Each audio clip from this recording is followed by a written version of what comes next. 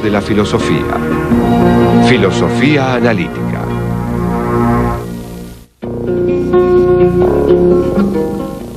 La filosofía analítica comenzó a principios del siglo XX en el mundo anglosajón, rebelándose contra la corriente entonces dominante, la del idealismo absoluto, y apoyándose decididamente en el análisis lógico del lenguaje.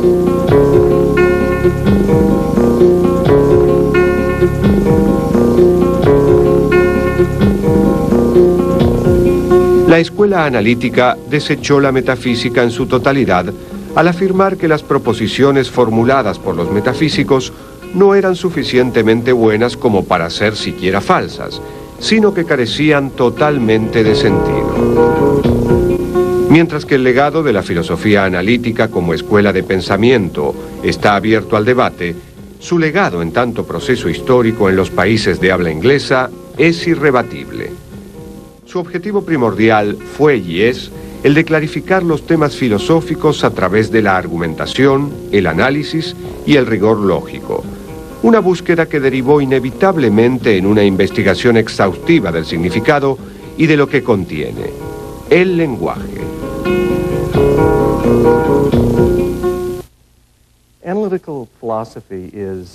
La filosofía analítica es una tradición histórica dentro de la filosofía que comenzó a principios del siglo XX. Se inició con el pensamiento de dos estudiantes de Cambridge, Bertrand Russell y George Edward Moore,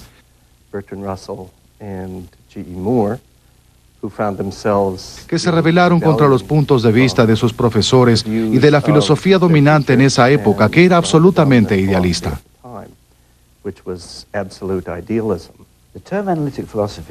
El término filosofía analítica se comenzó a utilizar a comienzos del siglo XX. Intentó más que nada denotar una metodología. Existen dos interpretaciones, una estricta y otra amplia.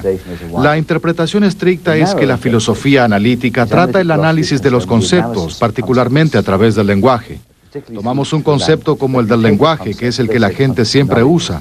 Lo analizamos, es decir, lo separamos en partes y demostramos cómo se combinan esas partes para producir el concepto.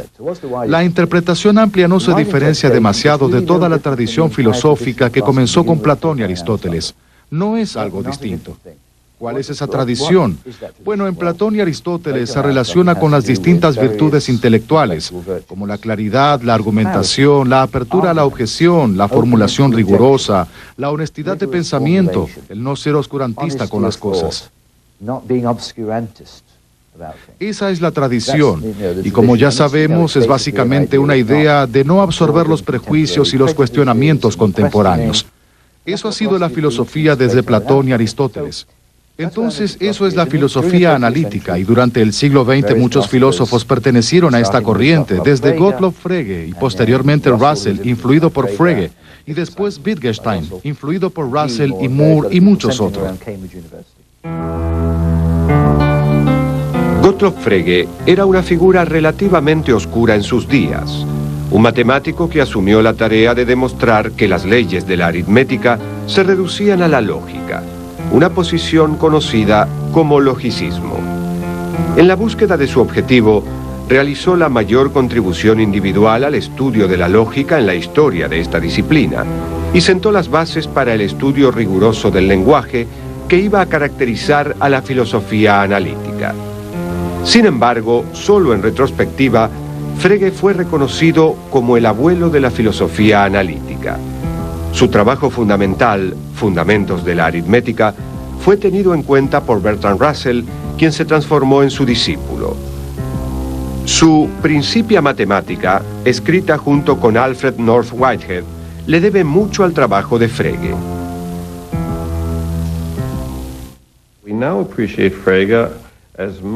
Ahora consideramos a Frege tanto fundador de la semántica moderna como fundador de la lógica moderna.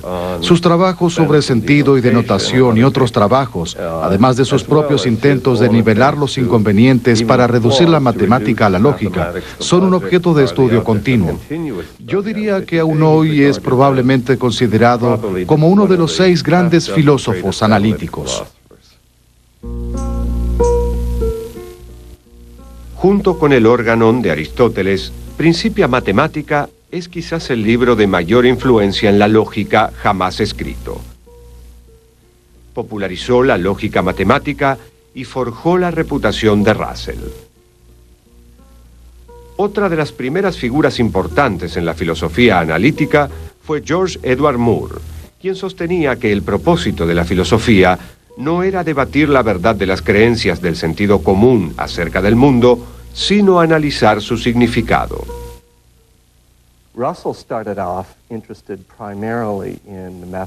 En un principio, Russell estaba interesado en la matemática y el conocimiento matemático, y buscaba un fundamento sólido de certeza que pudiera utilizarse para basar todo conocimiento matemático. Previo a Russell había existido un programa intelectual para reducir la matemática superior a los fundamentos aritméticos. Y Russell deseaba completar ese programa, tomando la aritmética misma y reduciéndola a pura lógica.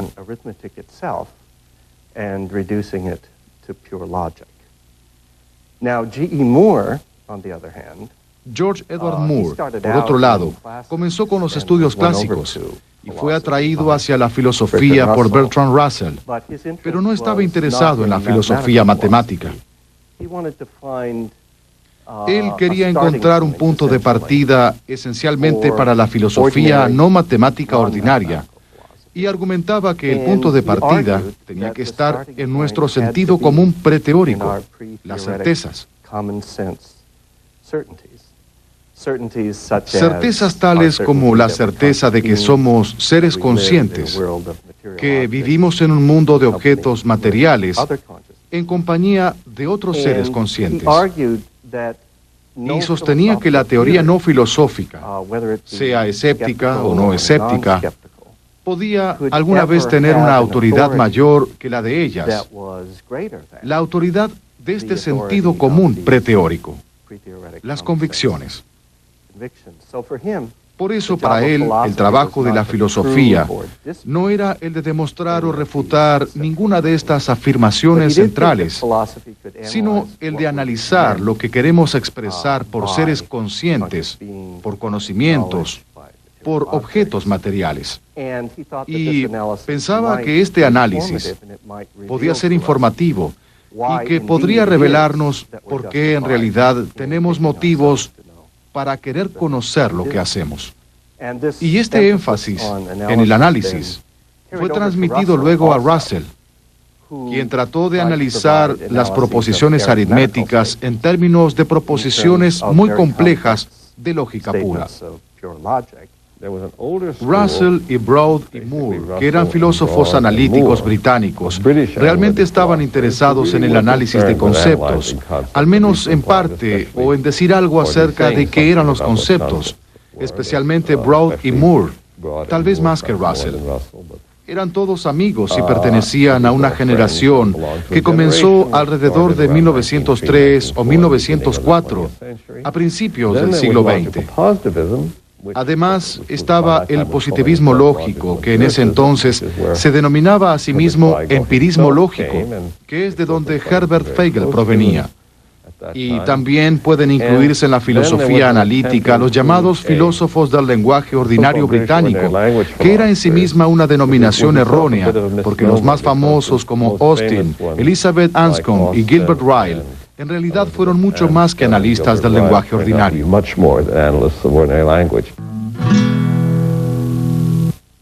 Russell llegó a creer que el mundo estaba hecho de una multiplicidad de elementos separados, a los que llamó átomos, elementos indivisibles que resultan del análisis lógico. La lógica que propugno es atomista, a diferencia de la lógica monista de quienes siguen más o menos a Hegel. Cuando digo que mi lógica es atomista, quiero decir que comparto la creencia de sentido común en que hay multitud de cosas diferentes. Estoy lejos de considerar, pues, que la multiplicidad del universo se reduce simplemente a una diversidad de aspectos o divisiones irreales de una única realidad indivisible.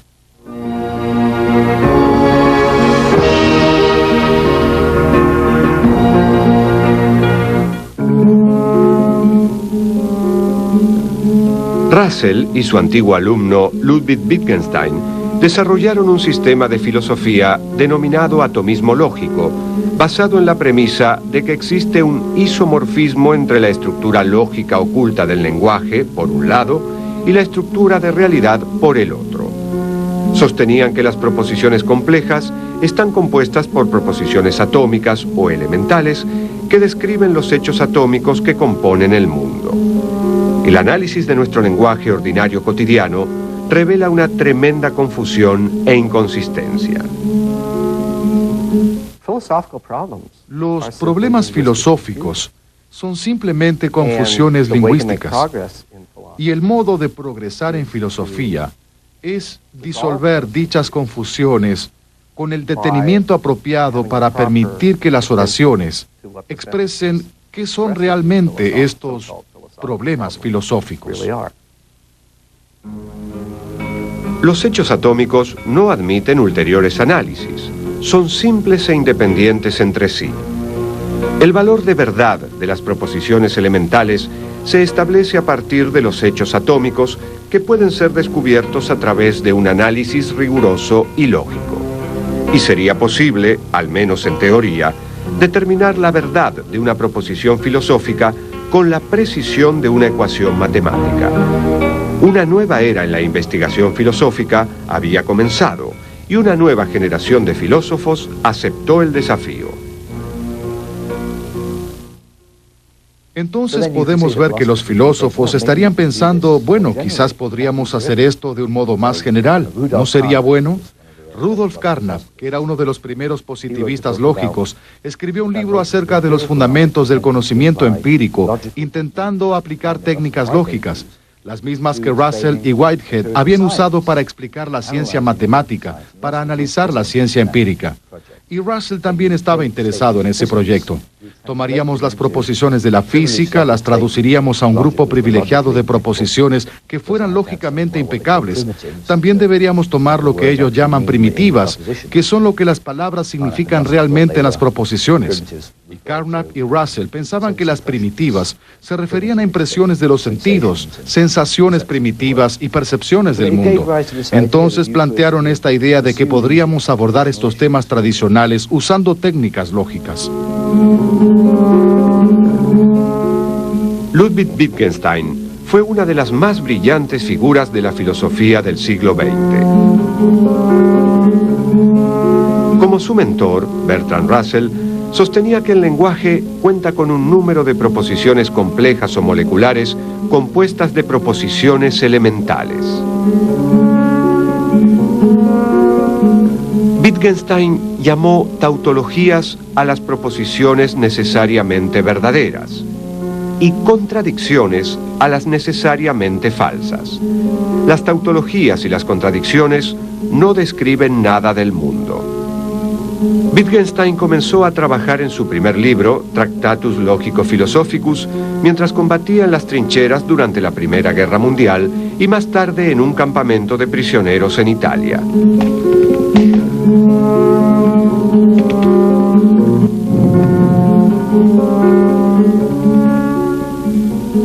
En el Tractatus presentó el lenguaje artificial de las funciones veritativas como el armazón del lenguaje ordinario.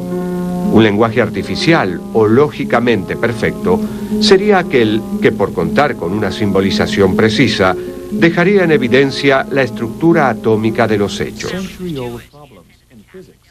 La función natural del lenguaje es la representación de hechos. Esto le asegura a la proposición un sentido. Si el hecho en cuestión efectivamente acontece en las condiciones establecidas, la proposición que lo expresa no solo tiene sentido, sino que además es verdadera. La mayoría de las proposiciones y preguntas que se encuentran en los trabajos filosóficos no son falsas, sino que carecen de sentido. Durante siglos, la filosofía se había dedicado a un programa de especulaciones acerca de la verdadera naturaleza del mundo y de la conciencia humana. Casi de la noche a la mañana, Wittgenstein y Russell redefinieron la filosofía como el análisis lógico estricto del lenguaje. más un acto de clarificación que un conocimiento. Como dice la famosa frase de Wittgenstein, de lo que no se puede hablar, hay que callar. El Tractatus fue el único libro que publicó durante su vida. I think few works in the history of philosophy have received a more Creo que favorable pocos trabajos en la historia de la filosofía recibieron una reacción más favorable que la que inicialmente recibió el Tractatus. It's one of the most Y de algún modo es bastante sorprendente. highly Es uno de los trabajos más idiosincráticos, más opacos, realmente enigmáticos que se hayan presentado. that has ever been put forward. But what Pero made lo que lo hizo tan it so atractivo attractive fue la gran idea was que that incorporó. the big idea Es decir, la idea de que toda la filosofía era un asunto de investigación del all significado of philosophy y que todo progreso filosófico debía provenir de la correcta comprensión del and all significado progress in philosophy y de la disolución de las confusiones come lingüísticas. about from correctly understanding meaning and dissolving linguistic confusion. Esto era algo cuya Was semilla something that was había sido ya the seed puesta of y which had already plantada, been planted. pero ninguna But no defensa systematic sistemática de este defense punto de from that vista point of view se había presentado hasta el momento. forward until that time. Y Wittgenstein lo hizo de un modo particularmente elocuente, A way that un modo que la gente encontró bastante atractivo, despite the a fact pesar del hecho de que muchos de los detalles de su visión eran difíciles de captar o eran problemáticos. this idea La idea de que la that filosofía philosophy trata acerca del is about lenguaje language y de que los problemas filosóficos pueden resolverse deshaciéndose de las confusiones lingüísticas es lo que más tarde se llamó el giro lingüístico en filosofía. Y el Tractatus fue el primer documento realmente importante de este giro lingüístico. Estoy convencido de que nos encontramos en un punto de viraje definitivo de la filosofía. Leibniz vio confusamente su principio. Gottlob Frege y Bertrand Russell abrieron sendas importantes, pero el primero en avanzar hasta el punto de viraje decisivo fue Ludwig Wittgenstein, en su Tractatus Logico Philosophicus. En las décadas de 1920 y 1930, el profesor de física Maurice Schlick fue el centro de un variado grupo de pensadores de Viena que se reunían para discutir sobre filosofía.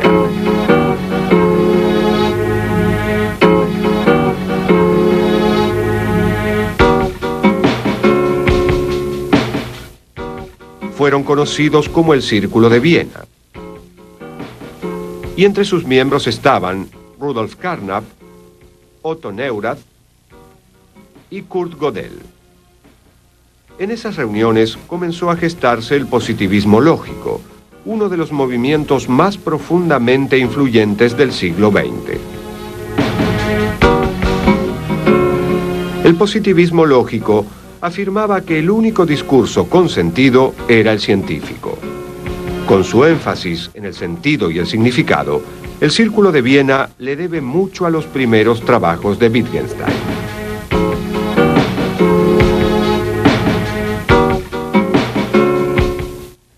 They did think that the details Ellos realmente pensaban que algunos detalles de la teoría de Wittgenstein sobre la significación debían cambiarse. they thought the logical system Pensaban que el sistema lógico que él impuso era demasiado estricto y consideraban que había toda clase de elementos metafísicos en la enunciación de la teoría que no debían estar allí. So they took it upon themselves Entonces to cast asumieron that el replanteo de esa idea general They came up with e introdujeron lo que llamamos teoría verificacionista o criterio de significado. and the idea was that statements La come idea era que los enunciados con sentido se dividen en dos clases principales. in one class we have En una clase tenemos enunciados que son verdaderos o falsos, solo en virtud de su significado, y no es necesario en absoluto investigar el mundo para entenderlos o considerarlos verdaderos.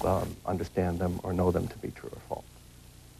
But the Pero other la otra class clase de enunciados con sentido son enunciados acerca del mundo, y estos deben ser enunciados que puedan someterse a la verificación o falsificación por medio de la observación empírica ordinaria.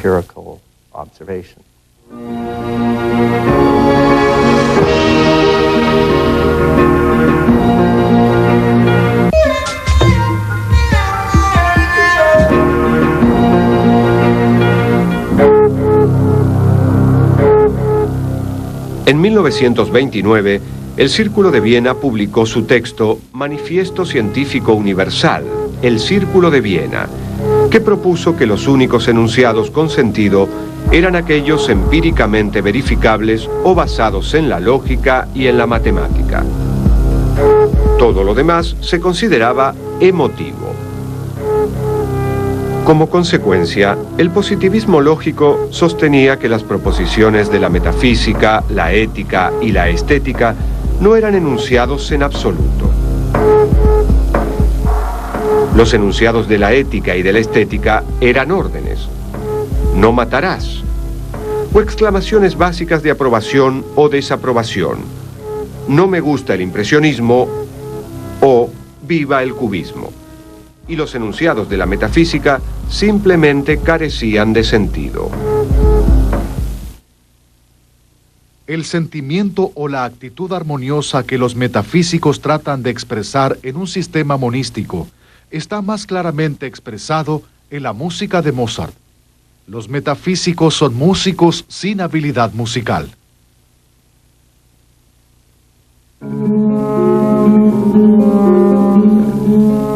El positivismo lógico rechazaba como ilegítimo todo enunciado que no se basara en la experiencia directa. Esta posición fue la base del principio de verificación. Una oración tiene sentido si y solo si se puede verificar empíricamente o se puede demostrar que es verdadera mediante el análisis de los significados convencionales de sus signos o símbolos. En otras palabras, comprender el significado de una proposición requiere saber cómo verificarla.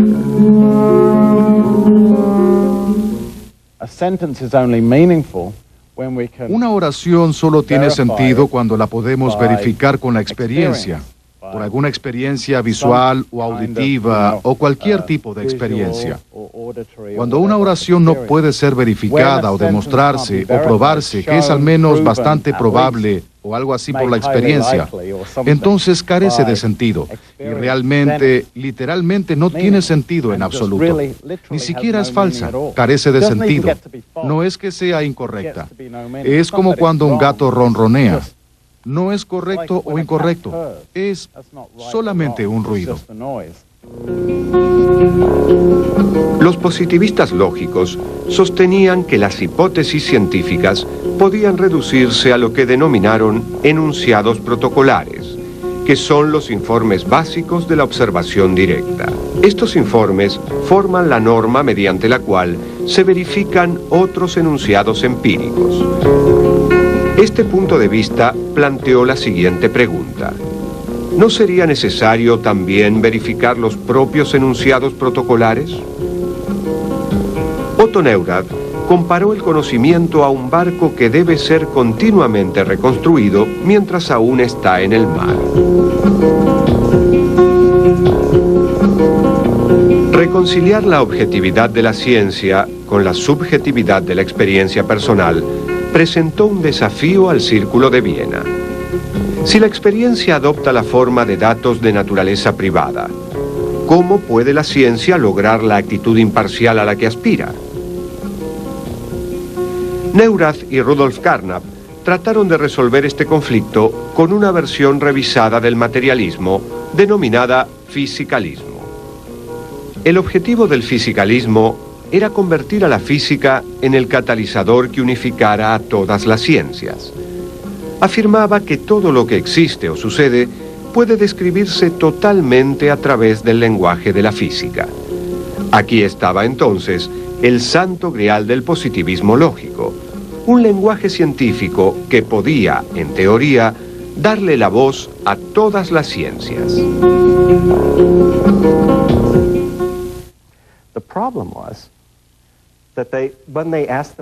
El problema fue que cuando se preguntaron, ¿qué quiero expresar exactamente con observación? ¿Qué quiero expresar exactamente cuando digo que una oración es verificable de este modo o demostrada como falsa a partir de esta, aquella u otra observación? Descubrieron que cada vez que intentaban precisar o aclarar estas nociones, fracasaban. Inicialmente, sus problemas consistían en tratar de hacer esas nociones de verificación y falsificación bastante fuertes, y toda clase de oraciones de la ciencia a las que consideraban el paradigma del significado terminarían siendo clasificadas como sin sentido. Esto era considerado, con razón, un verdadero desastre. Hay dos temas centrales que constituían la base de la crítica de los positivistas a la metafísica. Tema 1. Todo lo que equivale a la necesidad es verdad por convención. Y tema 2. La significación es un asunto de verificabilidad. Y tal vez podríamos agregar falsabilidad, demostrable como verdadera o falsa por la observación directa. Por eso, estas dos ideas constituían una amenaza a la metafísica. Pero lo interesante es que no debió pasar mucho tiempo para ver que ambas ideas eran absolutamente erróneas.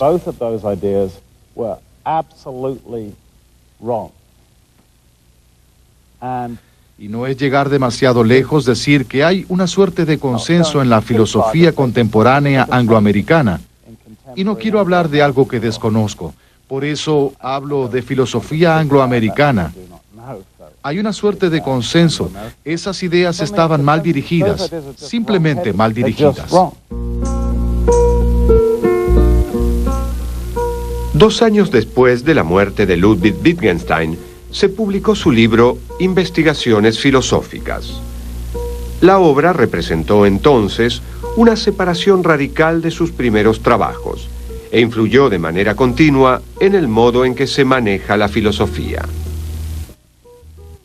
En este libro se estableció la naturaleza del vínculo entre las palabras y las cosas.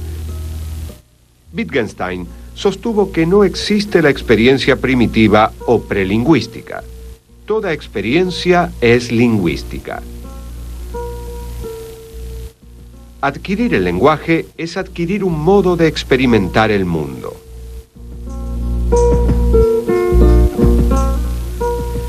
El lenguaje nos da nuestra ventana hacia el mundo, y cada lenguaje es una ventana a un mundo diferente. En sus investigaciones filosóficas, Wittgenstein desplazó el concepto de significado del hecho u objeto que las palabras representan hacia el uso que una determinada comunidad hace de ellas. Puesto que el lenguaje solo adquiere significado a través de su uso social, todo vínculo entre una palabra y su objeto depende de las reglas fijadas por aquellos que usan esa palabra. Estas reglas definen lo que Wittgenstein denominó juegos de lenguaje. Los juegos del lenguaje, bien como con todo lo último de Wittgenstein, es decir, el Wittgenstein de investigaciones filosóficas, siempre debemos entenderlo en relación a los primeros trabajos de Wittgenstein, pues este solo consideraba sus propias opiniones, no estaba demasiado interesado en las opiniones de los demás. Por eso, cuando él dice algo en sus investigaciones sobre los errores de los filósofos, normalmente se refiere a sí mismo anteriormente. En el Tractatus nunca tenemos la idea de que las personas usan el lenguaje para decir algo. Es un sistema abstracto. Esta es la lógica que lo influye. Es un cálculo que subsiste en el reino platónico que estamos tratando de analizar y comprender. En las investigaciones él rechazó la visión total e introdujo dos temas que son directamente negaciones de los dos temas previos. Uno es que siempre debemos ver el lenguaje en uso por los hablantes, no mirarlo en abstracción como si fuera un cálculo abstracto, sino pensarlo como lo que la gente usa en un contexto específico para lograr propósitos específicos. Entonces, eso era una parte. La otra consistía en enfatizar la diversidad de clases de oraciones, otro gran tema de las investigaciones. No todas las oraciones hacen lo mismo, no todas describen hechos. servirán a diferentes propósitos y no deberíamos tener esta posición demasiado simplista acerca de lo que hacen las oraciones. La idea de juegos de lenguaje intenta captar eso. Por eso la idea era que un juego de lenguaje es una actividad. Por eso tenemos la idea de juego. Una actividad del uso del lenguaje en la que están entrelazados, como él dijo, muchos otros aspectos de los hablantes, lo que él denominó su forma de vida. La filosofía tradicional, según lo expresado por Wittgenstein, despoja a las palabras de aquello que les da vida, el aire fresco del uso cotidiano y el sustento de los contextos ordinarios. Persiguiendo esencias, conceptos puros, procesos inmateriales y fundamentaciones últimas, los filósofos lograron crear un recipiente bien sellado que los aísla del mundo tal cual es. Caen ellos mismos en esa trampa como moscas encerradas en una botella. El propósito de la filosofía, dice Wittgenstein, es mostrar la salida de esa botella. Aquí hay una clase de filosofía que es terapéutica, lo que él denomina una batalla contra el hechizo de nuestra inteligencia por medio del lenguaje.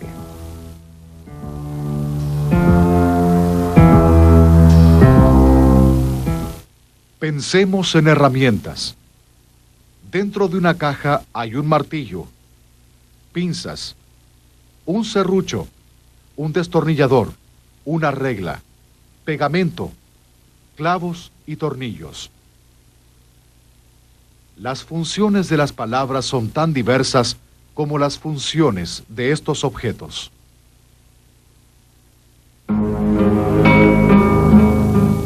Para ilustrar su posición, Wittgenstein da el ejemplo de enviar a alguien a un negocio con una lista que dice 5 manzanas rojas. La persona va al negocio y le da la lista al vendedor. El vendedor abre el cajón con el letrero manzanas y cuenta 5 manzanas rojas. Podríamos preguntar, ¿cuál es el significado de la palabra 5? Wittgenstein responde, tal cosa no era cuestionada aquí, solo se usa la palabra 5. Las explicaciones, dice Wittgenstein, se acaban en algún punto. Investigaciones filosóficas representa el punto de partida de una profunda transformación en el interior de la filosofía del lenguaje y en la filosofía como totalidad. Marca un verdadero punto de inflexión en el desarrollo del giro lingüístico.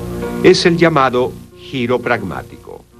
Entre los movimientos que siguieron a Wittgenstein se encuentra la Escuela de Oxford, que incluía al filósofo británico John Austin. En su breve pero brillante carrera, Austin intentó describir los distintos modos en que hablamos, prestando particular atención a lo que denominó enunciados performativos.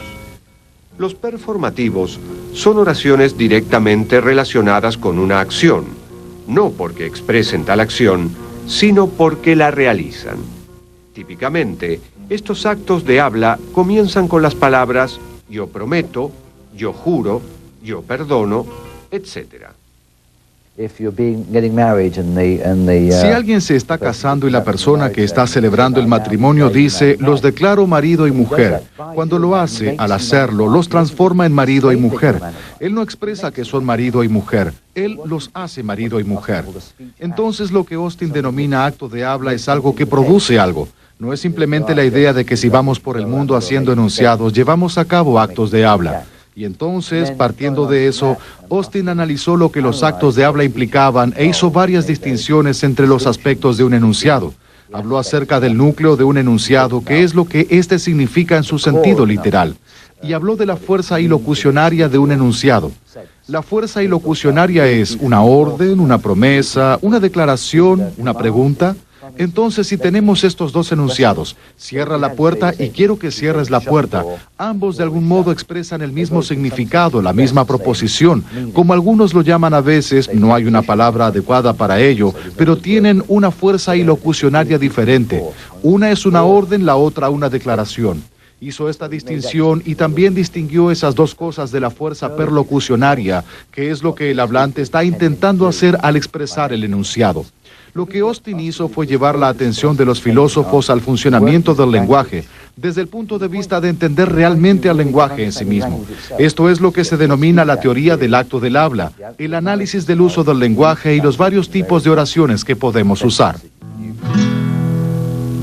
Una vez que descubrimos que lo que se debe estudiar no es el enunciado en sí, sino el hecho de estar expresando algo en una situación de habla, entonces es casi imposible no advertir que el hecho mismo de hacer una declaración es realizar un acto.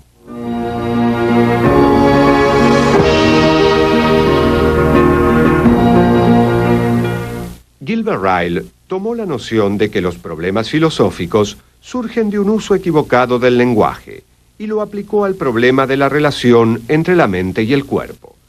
Notó que incluso aunque el cuerpo humano existe en el espacio y la mente no, hablamos de la mente como existente dentro del cuerpo. Ryle señaló que ya que la mente no ocupa espacio alguno, no puede estar en ningún lugar específico, y menos aún dentro del cuerpo. Esta convención de referirse a la mente como dentro del cuerpo lleva inevitablemente a lo que Ryle denominó el dogma del fantasma en la máquina. Ryle llamó a esta clase de equivocación como un error de categoría, una confusión de una categoría lógica con otra. El alma es al cuerpo, decía Ryle, lo que un puntapié es a la pierna. En el concepto de lo mental, Ryle argumenta que Descartes y otros filósofos malentendieron por completo el lenguaje. Si digo que estás pensando en algo, no lo digo como un hecho interno, extraño, que solo tú puedes percibir y que yo puedo percibir que ocurre en este mundo inferior de tu extraña sustancia inmaterial espiritual, sino que cuando digo que tú estás pensando en algo, lo que digo es que es probable que en algún momento me digas, ¡ay, está lloviendo afuera! O he estado pensando en que voy a almorzar. Entonces, cuando expreso una proposición sobre lo que llamamos tu mente, estoy expresando una proposición sobre lo que probablemente hagas, sobre cómo será probablemente tu comportamiento. Estoy afirmando algo sobre el mundo público de objetos ordinarios.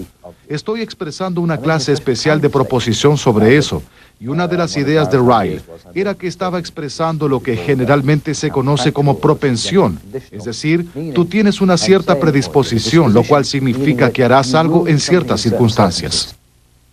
Determinar la geografía lógica de los conceptos es poner de manifiesto la lógica de las proposiciones que los contienen, o sea, mostrar qué proposiciones son congruentes o incongruentes con ellas, cuáles se siguen de ellas y de cuáles se infieren.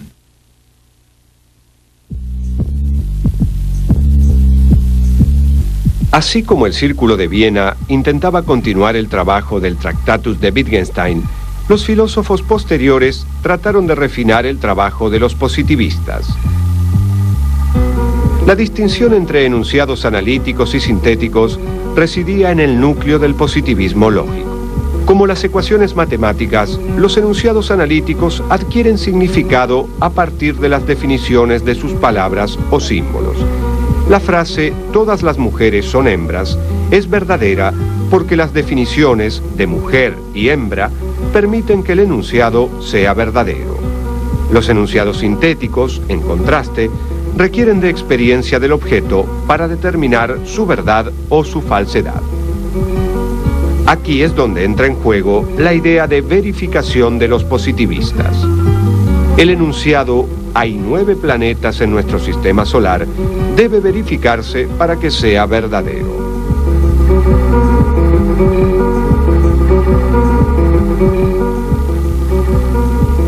El destacado filósofo estadounidense Willard Van Orman Quine desafió la validez de la distinción analítica-sintética y al hacerlo cuestionó una tradición que se remontaba al menos hasta Immanuel Kant o tal vez antes.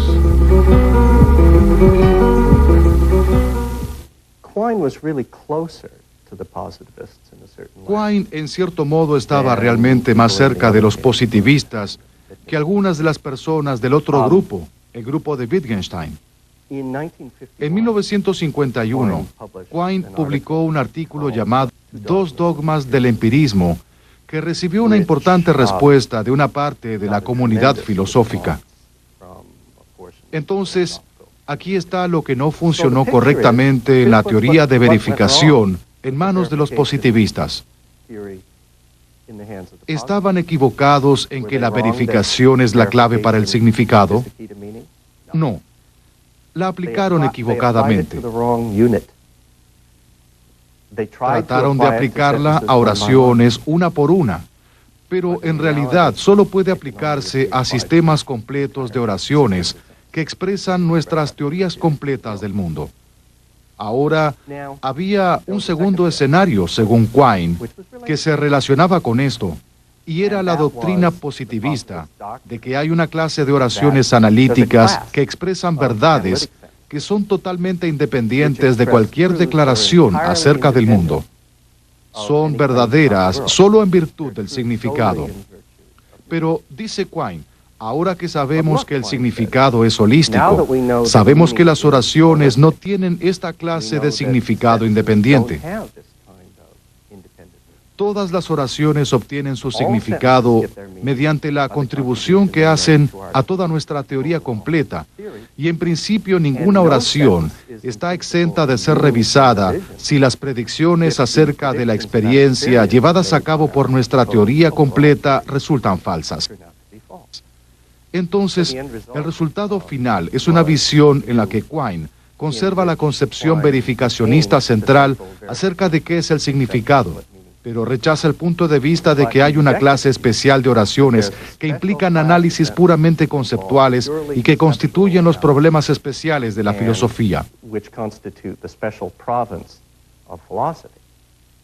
Al tomar esta posición, abandona el punto de vista de que todos los problemas filosóficos son esencialmente problemas de significado y adopta una posición en la que sostiene que la filosofía sigue fundamentalmente la línea de las ciencias naturales y la matemática.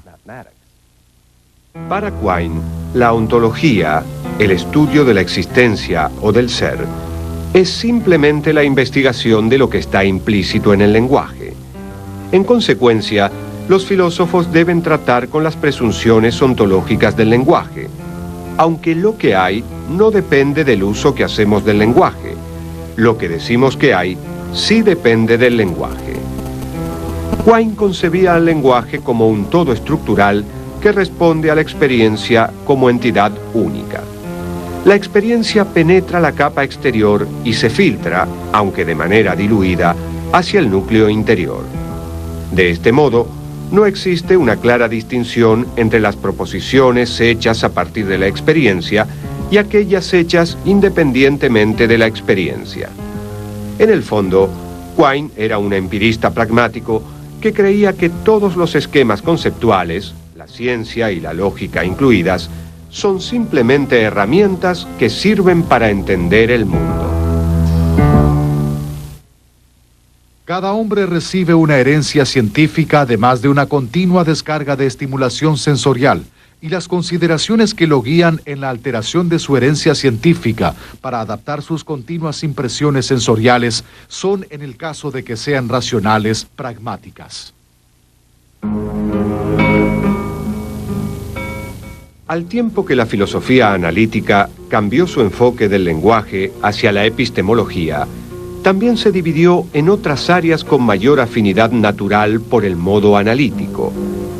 Filósofos como John Searle, Paul Grice, Donald Davidson, Noam Chomsky, Hilary Putnam y muchos otros hicieron contribuciones significativas a la filosofía de la mente, la filosofía de la ciencia, la lógica, etc. Esto nos lleva nuevamente a la pregunta: ¿qué queremos expresar al decir filosofía analítica? ¿Es un área de estudio en sí misma como la estética? ¿Es una metodología?